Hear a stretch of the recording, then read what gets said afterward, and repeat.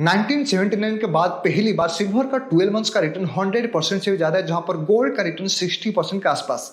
And US government official silver को critical minerals list में भी ऐड कर चुका है। सो सिल्वर का डिमांड एंड सप्लाई को थोड़ा समझना पड़ेगा। 2024 में सिल्वर का इंडस्ट्रियल यूज एप्लीकेशन की वजह से 59% डिमांड रहा था। सोलर सेक्टर में भी डिमांड था, इलेक्ट्रिकल एंड इलेक्ट्रॉनिक सेक्टर में भी डिमांड था, एंड ईवी ऑटोमोटिव सेक्टर्स में भी डिमांड था। अगर हम फ्यूचर के बारे में बात करेंगे, सोलर सेक्टर में सिल्वर का डिमांड ज्यादा हो सकता है, क्योंकि क्लीन एनर्जी का डिमांड बढ़ सकता है। Because of AI and data centres की वजह से ज्यादा एनर्जी का डिमांड रहेगा, ताकि सोलर सेक्टर्स भी बढ़ सकते हैं एंड सिल्वर का डिमांड भी बढ़ सकता है। बट अगर हम इलेक्ट्रिकल एंड इलेक्ट्रॉनिक्स सेक्टर के बारे में बात करेंगे, 5G नेटवर्क इंफ्रास्ट्रक्चर बनाने के लिए, सेमी कंडक्टर्स बनाने के लिए एंड चिप्स बनाने के लिए सिल्वर का डिमांड फ्यूचर में बढ़ सकता है।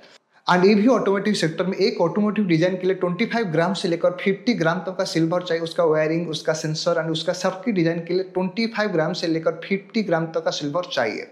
बट सिल्वर का सप्लाई का क्या प्रॉब्लम है? सिल्वर को सेपरेटली माइनिंग नहीं किया जा सकता है। उसको लेड के साथ, उसको कॉपर के साथ, उसको जिंक के साथ ही माइनिंग किया जा सकता है। सो सिल्वर का डिमांड के साथ साथ सप्लाई का इतना फ्लेक्सिबिलिटी नहीं है। बट क्या अभी आपको सिल्वर पे इन्वेस्टमेंट करना चाहिए?